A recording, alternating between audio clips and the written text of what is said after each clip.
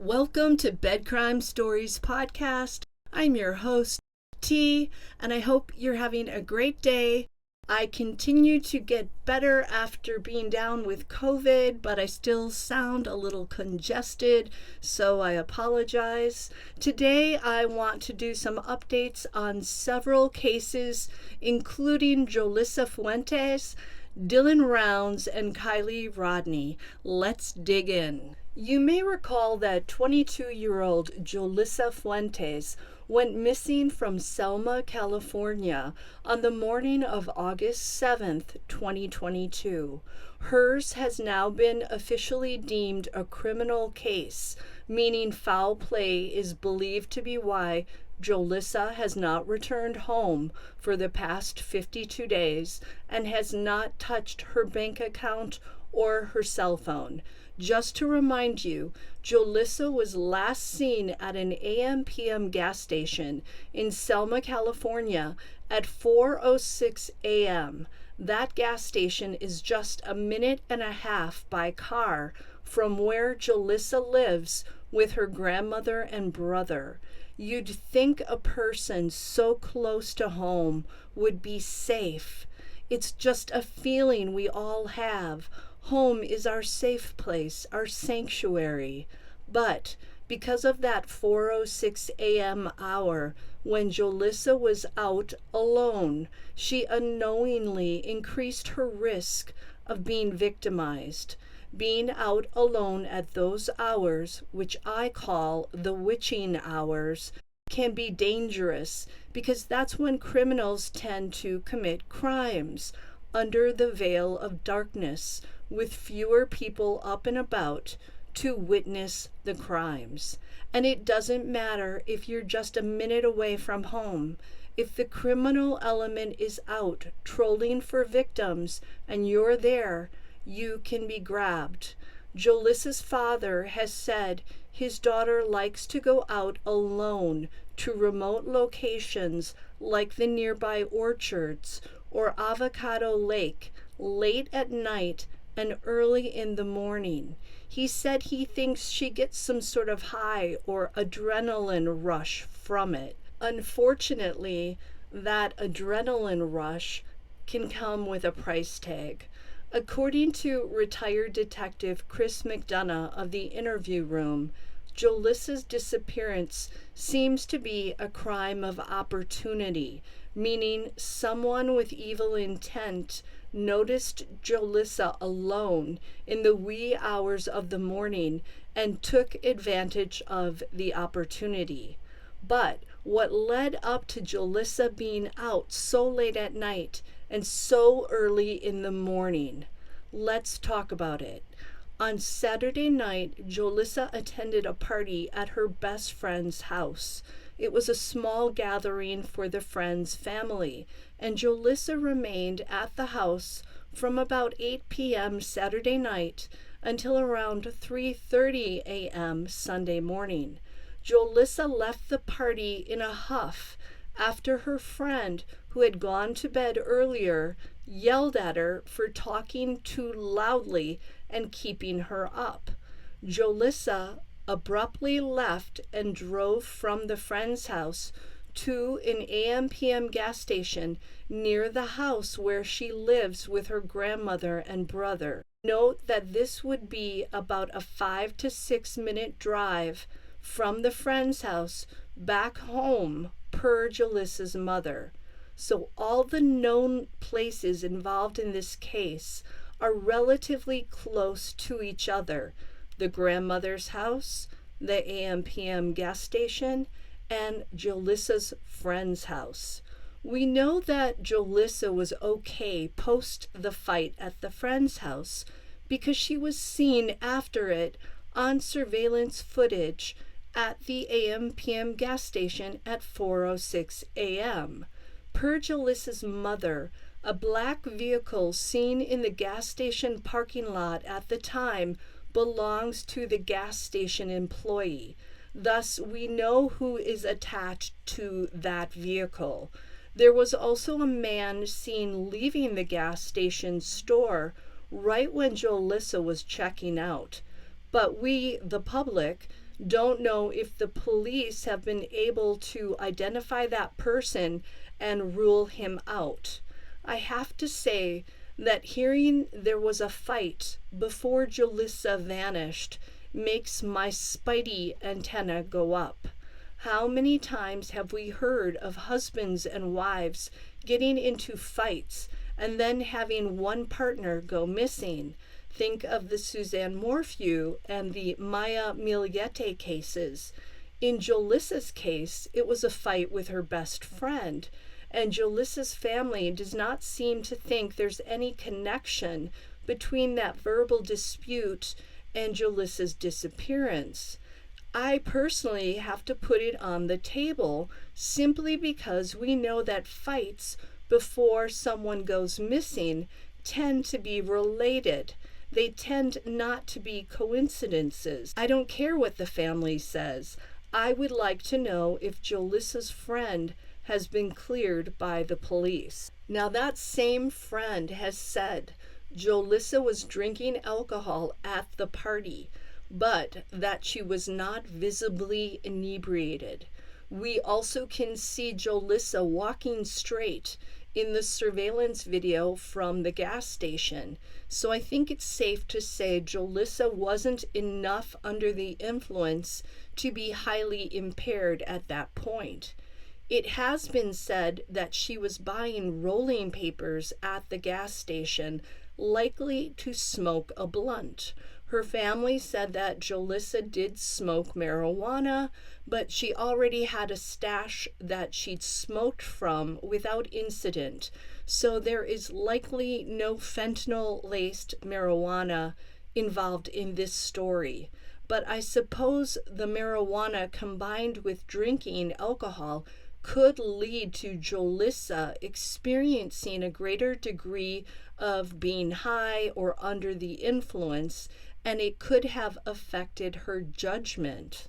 Note that a family member of Jolissa's has watched all of this surveillance video from the AM/PM gas station, and that person did not notice anyone sneaking into Jolissa's car in the parking lot while she was inside the store.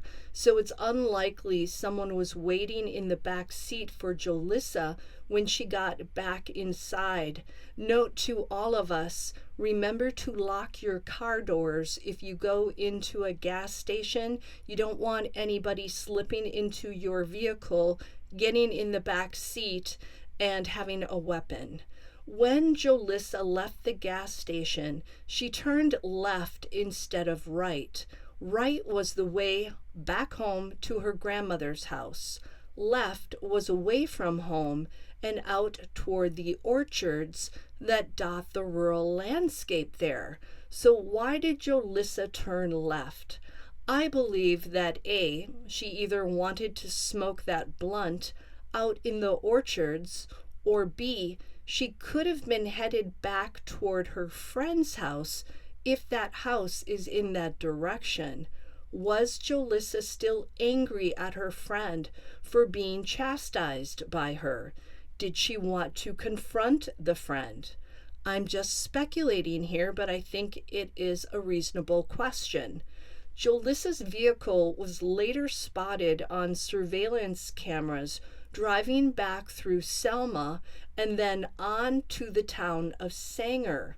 Why didn't Jolissa go home at that point? Although the vehicle was spotted by police, I'm wondering if the police got a clear view inside Jolissa's 2011 silver Hyundai Accent, and if they could see for certain that she was the one driving the vehicle. Is it possible that someone else could have been driving the car at that point? Only the authorities would know the answer to that at this point. Apparently, the police are keeping a tight lid on the investigation, so much so that Jolissa's own family is in the dark as well. At this point, the family believes Jolissa has been abducted and that it was possibly by traffickers. It turns out that a close family relative was abducted months ago by traffickers, held for 5 weeks, and then released. It is perhaps because of this family experience that Jolissa's mother feels in her gut that Jolissa is still alive, and the mother is asking for her captor or captors to release her. The only problem I have with that scenario is that no one has taken any money out of Jolissa's bank account. No one has charged anything to her debit or credit cards, and no one has used her cell phone. When there's zero activity like that for this amount of time, it usually doesn't bode well. I pray that Jolissa's mother is right and that Jolissa will come home. We will all be opening champagne bottles if and when that happens. One thing that Chris McDonough was interested in was if the family had looked into any of the 58 registered SOs who currently reside in Selma. Part of the investigation will involve tracking down each of those 58 RSOs and finding out their whereabouts during the period when Jolissa went off-grid and disappeared. According to Jolissa's family, they have since learned of 8 other young women whose families say went missing from the Selma area in the past months and years. Is it possible there's a serial killer operating in the area, or is this down to trafficking or gang activity or all three? Anything is possible at this point, sadly. Now, although Selma, California is a relatively small town with 24,674 inhabitants, at least as of 2020, it is an agricultural area that farm workers frequent, and many of these are transitory migrant workers. That adds a dangerous element to the mix because criminal migrant workers can easily slip across the border. Note that Jolissa also works in the produce industry for her aunt, who owns a produce company. So it's possible a farm worker may have seen Jolissa in the past and may have been targeting her, following her, keeping an eye on her. It's equally possible that someone who frequents that AMP gas station early in the morning hours saw Jolissa alone and decided to pick her as a victim. What's important right now is to keep an eye out for Jolissa's beloved 2011 silver Hyundai Accent with license plate 8MPU766. If the car can be found, there will be answers found as well. Chris McDonough asked Jolissa's family for the car's VIN number, and he's going to have his connections assist with trying to track that car down. Note that the reward for information leading to Jolissa's whereabouts is now up to $15,000. Please spread the word of Jolissa's disappearance far and wide, and if you live in the Selma area, consider assisting the family in their weekly searches. This is a tight-knit family that is not whole without Jolissa, so let's do all that we can to help them. Moving on to the Dylan Rounds case. Thanks to Montello local Kurt Wadsworth turning up on Salty Pancakes YouTube channel a few days ago, we now have more precise information as to when Dylan was in Montello on the Friday prior to his disappearance. Whenever we can tighten up the timeline, I think it's critical to jot it down and analyze it. Kurt said that Dylan was in Montello twice on that Friday, May 27th. First, Dylan showed up around 10 a.m. in his burgundy F-150 truck. Kurt and his daughter Taylina spoke to Dylan at that time. Dylan remained in his truck for the brief conversation. Per Kurt, Dylan bragged about 1, power washing his truck, and 2, about needing to take a part for some farm equipment out to Dan Iverson's ranch that morning. Kurt said that Dylan was in a hurry because he needed to drop the part off at Iverson's ranch and then hurry back to his own farm in Lucin, Utah to get his seeding done before the forecasted rain showed up on Saturday morning. Kurt said that Dylan probably only spent about 15 minutes at Dan Iverson's place dropping off the part because Dylan turned right back up in Montello a little later. According to Kurt, the second time Dylan showed up in Montello that Friday, he went to the grocery store to buy goodies. I'm assuming by goodies, Kurt meant that Dylan was buying things like chips and candy and other junk food for the upcoming long day and night of planting. I believe it was during the second trip to Montello that Friday when Dylan asked Kurt if he'd be willing to give him a ride back from the grain shed property the following morning. Dylan knew it was going to rain on Saturday morning, and he knew he'd need transportation back from the grain shed property once the rain started. Remember, the grain shed property is about 5 miles from Dylan's farm. Per Dylan's mother, Candace Kiely, it takes about 5 minutes to drive from Dylan's farm to the grain shed property and vice versa. According to Kurt, Dylan did not want to deal with Jim Brenner, as in Dylan didn't want to ask the notoriously grumpy Brenner for a ride on Saturday morning. So if we are to believe Kurt Wadsworth, it sounds like Dylan was definitely not wanting to interact with Jim Brenner that Saturday, and he definitely didn't want to walk back to his farm in the rain either. This makes me think that Dylan and Jim Brenner were on particularly bad terms that weekend. We know that Brenner worked for Dylan at times, but something must have been behind Dylan not wanting to ask Brenner for a ride. I'm wondering if they'd had a recent argument about something else. Was it about that gate? Or was it about something else? Why was Dylan reticent to ask Brenner for a ride? Was it due to the early morning hour? Perhaps he knew that Brenner doesn't get up early. He doesn't have a job, right? But let's get back to the timeline. From what Kurt said about Dylan's visits to Montello on that Friday, I would think Dylan was likely back to his farm in Lucin and ready to start planting by early to late afternoon on Friday. We have also heard from Candace Kiely that witnesses in Lucin saw the lights from Dylan's tractor at 11:30 p.m. Friday night. So they saw Dylan in his field planting in the dark. So I think it's safe to say that Dylan was indeed planting all Friday night and right up until the rain started around 6:50 a.m. Saturday morning. Now, some people are questioning if Dylan really power washed his truck prior to going missing because they say, why would he wash his truck if he knew it was going to rain that weekend? And that's a good point. Kurt says it's because Dylan had just bought the power washer and he wanted to try it out, even though he should have been spending his time planting the seed.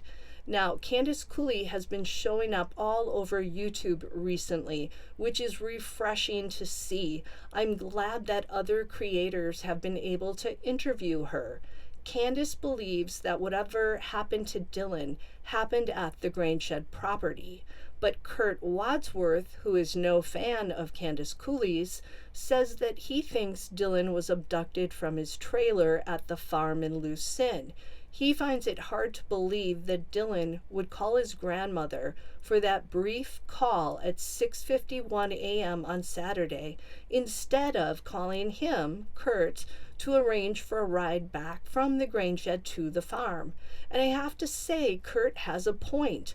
Why, if Dylan didn't want Brenner driving him back, didn't he spend those minutes calling Kurt instead of his grandmother? That is one question that I would like to ask Candace Kiely.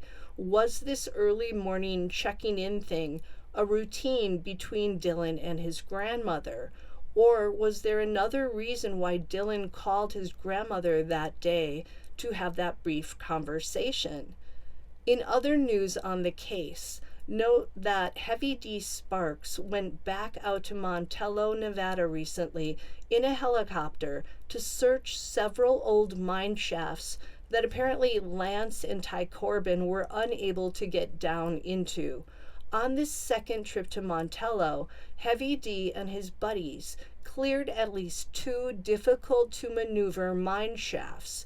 My understanding is that Heavy D is expected to head back out again because there are still some mine shafts that have not been cleared and he wants to bring additional equipment. I have to say big props to Heavy D for going out there a second time to help.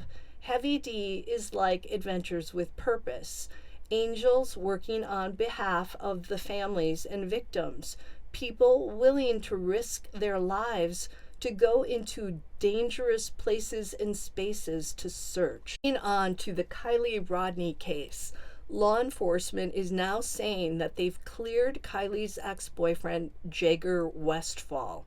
It sounds like his alibi panned out and that he really was 4 hours away in Napa, California when Kylie went missing. That is really making me wonder now, who is the dude that the emergency responder driver guy, Nick, told Adventures with Purpose he saw on Saturday morning with a female that he thought was Kylie?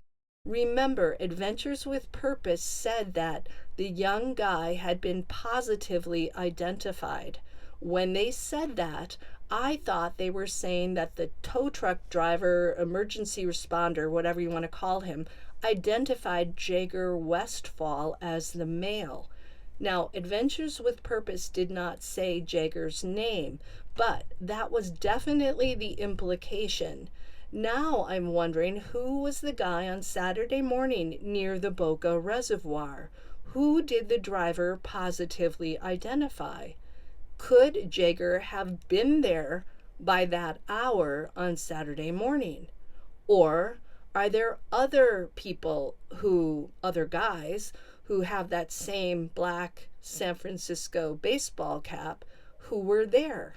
Are any of you guys wondering about who Nick positively identified as well? Adventures with Purpose also stated recently, as did the PI Steve of SF Investigates, that the investigators definitely have the video and audio from Nick's truck, and supposedly the male and female who called for help around 11 a.m. Saturday morning near the Boca Reservoir have been identified. Per PI Steve, if it had been Jager Westfall, and if there was suspected foul play, you can bet that Jager would have been taken into custody. Of course, we don't yet know who those 2 individuals really are. I believe that Adventures with Purpose led us to believe it was Jager and a female, but now AWP is sort of walking that back. I mean, they never did say it. So again, who did Nick positively identify? Steve, the PI, was on Zavgirl's panel, and he shared a lot of new information. Let me quickly break it all down for you. In case you don't know, PI Steve was on site at the Prosser Creek Reservoir when Kylie and her CRV were discovered by Adventures with Purpose. Steve was with Kylie's biological father, Daniel Rodney, and her maternal grandfather, David, at the time.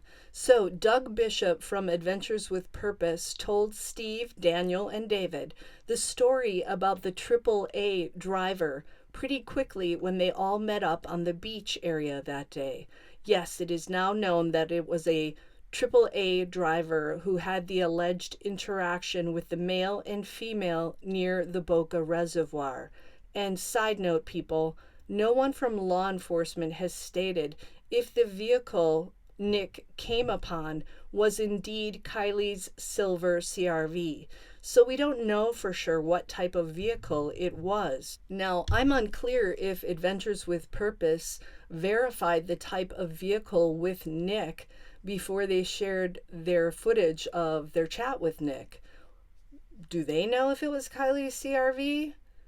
You think they would know that before they put that red rum word in the title of their video, but I'm not sure. According to PI Steve, when he, Daniel, and David went down to the beach area, Adventures with Purpose asked them if they had to suspect someone of being responsible for Kylie's disappearance, who would they pick? Steve also said that none of them knew that AWP was recording them during those interactions, which is hard to believe because we know AWP has team members who hold the cameras for them. Now, PI Steve did not say who, if anyone, Daniel and David mentioned in terms of people they would suspect. Someone on Zavgirl's panel interrupted PI Steve at that point, and no one ever circled back to answer that question, unfortunately. PI Steve then told Zav that he believes that whatever happened to Kylie is likely due to an accident. He believes it's possible that someone maybe sideswiped Kylie's CRV, causing it to go into the water, or that some other type of accident occurred that led to Kylie's unintentional death. PI Steve also believes there's a good possibility that someone saw the accident unfold and that they panicked and left. PI Steve also told Zav that everyone from Jager to Sammy Smith to Kate Kuno and beyond has been interviewed by the investigators. PI Steve also talked about Kylie's actions prior to the party. For one, he said that Kylie went to a Chevron gas station near Coldstream and Highway 80 before the party because her car was on empty and she purchased just 2 gallons of gas. Kylie, like a lot of teenagers, apparently had the habit of filling her car like this, 2 gallons at a time, instead of filling the whole tank up. I know that I used to do the same thing when I was a teenager and money was tight. Note that this gas station is not the place where the surveillance photo of Kylie was recorded. That footage came from a truck stop in Truckee. PI Steve says that the FBI immediately went to all the gas stations and truck stops within the radius of where Kylie could have gone on 2 gallons of gas to pull surveillance footage from the Friday and Saturday. PI Steve also said that there were about 45 FBI agents working the case when they found the CRV. He felt that the FBI processed the CRV very meticulously. I would have to say that the FBI did not remove the CRV meticulously, or whoever removed it. Maybe whatever processing they did after the car was flipped and removed from the water was done meticulously, but the removal part definitely was not. We know that all sorts of items came out of the CRV and landed on the bottom of the reservoir, and no one bothered to go down there to carefully collect all of them. PI Steve also stated that Kylie was definitely drinking that Friday night, and she arrived at the party with alcohol in the back of her CRV. No one is saying yet where Kylie got the alcohol from. Did she buy it at that truck stop? Is that why she went there after putting the 2 gallons of gas in her car at the Chevron station? I would bet that Kylie did buy the booze at the truck stop, and she only filled her CRV with 2 gallons of gas because she wanted to save her money to buy the booze. Doesn't that sound like a logical reason for her visiting the truck stop after the gas station? Now, according to PI Steve, he recently received a tip from someone who told him that Kylie was killed, and the tipster even named the perpetrator. Steve said that although he personally did not find the tip highly credible, he felt he needed to share it with the FBI.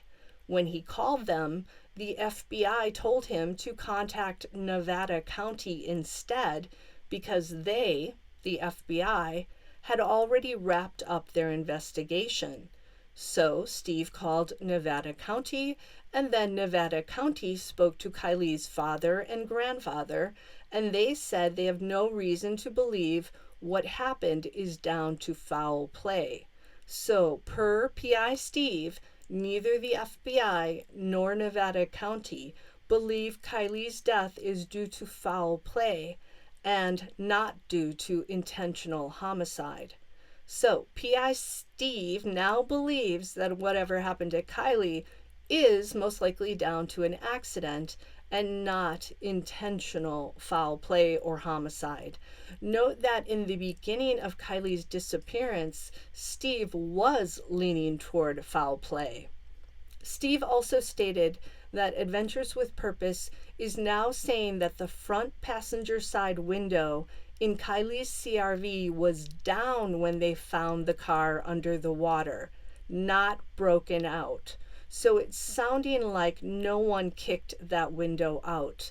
It just happened to be all the way down when Kylie's CRV went into the water. That is odd though, because it was cold out that night. That's why Kylie was wearing the sweatshirt. And I also heard AWP clarify that too on a live show, that the front passenger window was down, not broken out. AWP also told Steve, Daniel, and David that the back window on the driver's side was 3/4 of the way down when they found the CRV. And we've all seen that. So here's the bottom line. 2 of the CRV's windows were open. The front passenger side window, which was rolled all the way down, and the back driver's side window, which was 3/4 of the way down. None of the windows were broken out. So that may be one of the reasons law enforcement is perhaps leaning toward an accident scenario and not foul play. Of course, none of us web sleuths know exactly how Kylie was found in the back of the CRV, meaning was she wearing all of her clothes or not? I heard another YouTube creator state that Kylie was found without her clothes. I have no clue where this person got that information, and I find it seriously lacking in credibility. I have not heard anything anywhere about Kylie not wearing any of her clothes, and I'm pretty sure that law enforcement would not be ruling out foul play if Kylie had been found without her clothes on. On another note, PI Steve does not know if Kylie's cell phone has been found. It sounds like the cell phone has not yet been found, not by the police divers and not by the guy from Check It TV. So, not finding the phone, to me at least, seems highly suspicious. That phone should have been found in the CRV or at least around it near where the laptop was found, right? So where is Kylie's phone? I also want to talk a tad about Kylie's so-called party friend, Sammy Smith. Sammy Smith is in college now, and she's been seen dancing and partying in a TikTok video without an apparent care in the world. We've also seen photos of the celebration Kylie's family held for Kylie, where Kylie's mother is smiling from ear to ear while standing with Sammy Smith and other of Kylie's friends. I find it odd that Kylie's mom appears to bear no ill will towards Sammy Smith, who knew that Kylie was in no condition to drive and yet left her out there alone at the Prosser Creek Reservoir. I also find it in poor taste that Sammy Smith has been posting TikTok videos flaunting her fun party times at college. I'm not saying that Sammy Smith has zero right to have fun, but the postings of these images seem disrespectful to Kylie's family and to Kylie's memory at this point.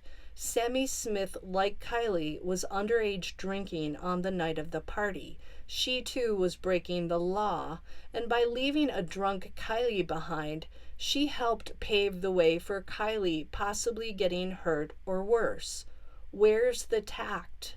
Where's the grace? Where's the sense of responsibility? If nothing else, Sammy Smith left an inebriated Kylie behind at the reservoir that night. She failed her so-called friend miserably. Isn't there some girl code about watching out for your inebriated girlfriends? I'm not Kylie's mother, but I'm angry about Sammy leaving Kylie behind. And I'm angry that Sammy clearly feels no guilt or responsibility for it. If she did, she probably would not be dancing around a party like that and sharing the photo of it. If I had left my drunk friend behind and she died, I'd be quietly paying attention to my studies and getting therapy to deal with the guilt. And I'd definitely not be pursuing the party side of college life at this point and posting it for everybody to see. Sorry, but I wouldn't. If you leave an inebriated friend behind and they die, does that qualify as some form of manslaughter? I'm just wondering. That's all for today. I'll see you tomorrow. Now do me a favor, smash that like button, leave me a comment, and subscribe to my channel. It's a free way you can help me. Until the next time on Bed Crime Stories.